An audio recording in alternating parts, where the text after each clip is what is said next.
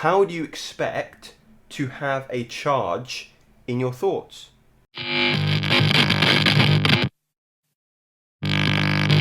So I was speaking with one of my clients the other day about his practices of sexual continence and how that was also having an effect on what he was able to bring into reality via the powers of manifestation. And that brought me, or led me, into creating this video about why you have no energy to manifest what you want to see. Now, many of you who are subscribed to this channel, who are interested in the content that I create, will also be familiar with things like perhaps the law of attraction, other esoteric practices about bringing things into your reality through the powers of your mind.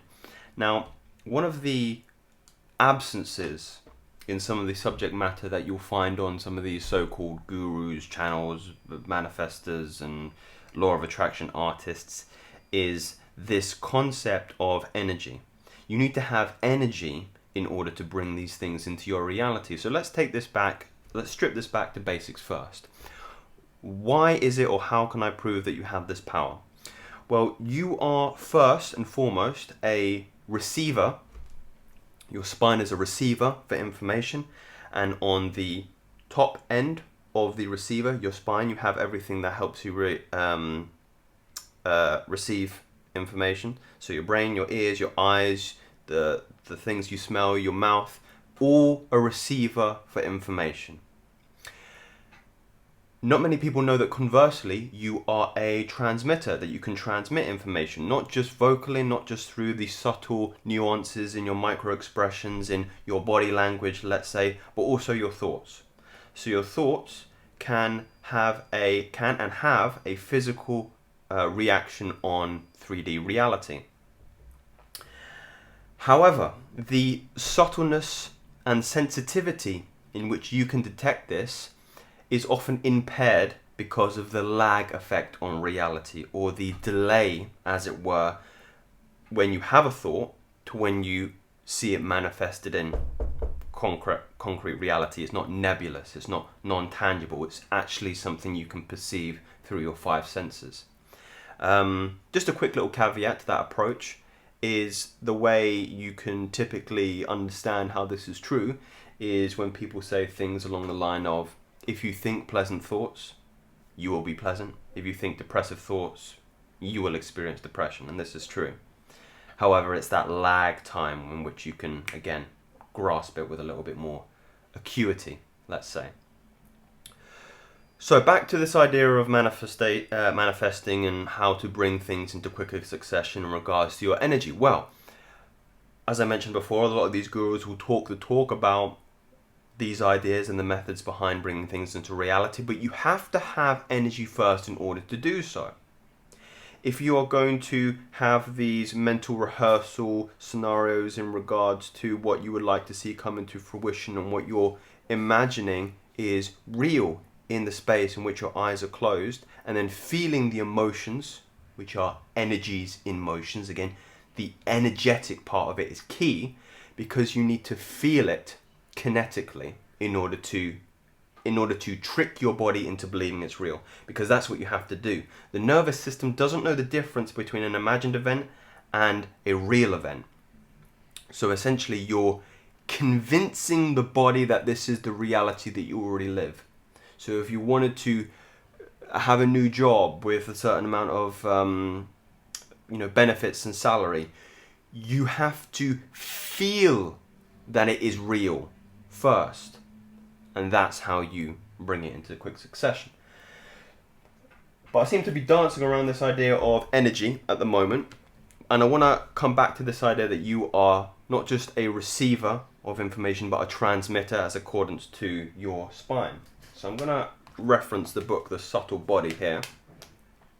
I actually should have got the page ready beforehand when talking about this, but this explains and illustrates with a little bit more visual representation of what I'm speaking about. So you can imagine if the top of your spine, your brain, is the transmitter for the information that you would like to see. So say you're going through your process of mental rehearsals of the dream life that you want to live. And again, even calling it a dream life is a mistake because you have to believe it's real, so it's no longer a dream. Dreams never come true. Where does the energy come from? In the transmitter.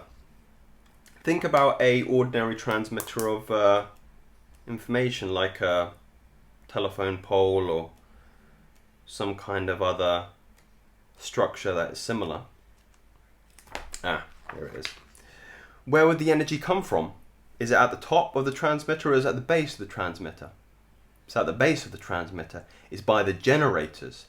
So ask yourself, my friends, if I am the transmitter, if my brain is the transmitter, where are my generators? At the base of your spine. What is at the base of your spine? Your sexual organs. What are your sexual organs responsible for? Generating life.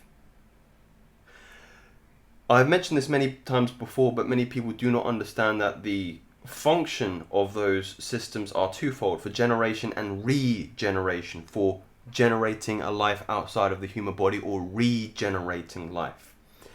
So the visual aid I'll give you here is a reference to this idea of your magnetic field. And you can see again the transmitter, so from the generative organs here up to the spine, and an increasing of that field of your quantum field, the field of possibilities that you wish to see come into your life. So many of you are correct in your mental rehearsals, your thoughts, your emotions as well, but when you're trying to cultivate the energy in order to expand this field, and you're empty here, your genitals have no charge, you've been sexually depleting yourself through compulsive and chronic masturbation or promiscuity, how do you expect to have a charge in your thoughts? Guys, this is very, very simple. And one of the reasons why your genitals or your generators are thus referred to in that way. It's a generative process of energy.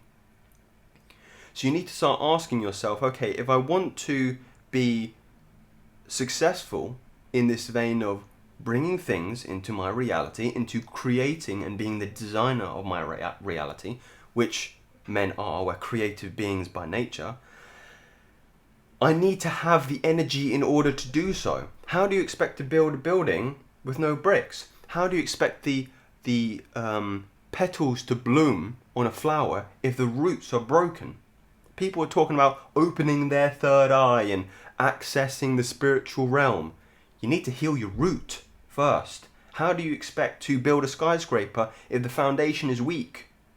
Guys, this is basics. And a lot of these gurus are going to bullshit you into thinking that these things are accessible to anybody. But they're not. They're not, because you haven't done the inner work. You haven't done the deep work. You haven't done the shadow work. You haven't healed the first pillar in your success, in your succession for spiritual development. You have to heal your sexual organs. And that is the only way you're going to seal your powers of manifestation double and triple, quadruple. I brought things into my reality in as little as 2 days, maximum 2 weeks. I've manifested jobs with the exact criteria that I've journaled in. Making more than a certain amount of money. Only working 2 days per week. In flexibility for my other work commitments, my other businesses. Flexibility. Working in a specific niche. Healthcare, psychology, people my age. All of these things. I wrote down this passage 2 weeks ago and it happened yesterday. I brought extra wealth into my life through my Twitter business. Another thing I wrote down that happened in less than a week. I wanted to gain an extra £1,000 from my Twitter. Boom, a week later, there you go. I had the power, I had the energy to fuel that.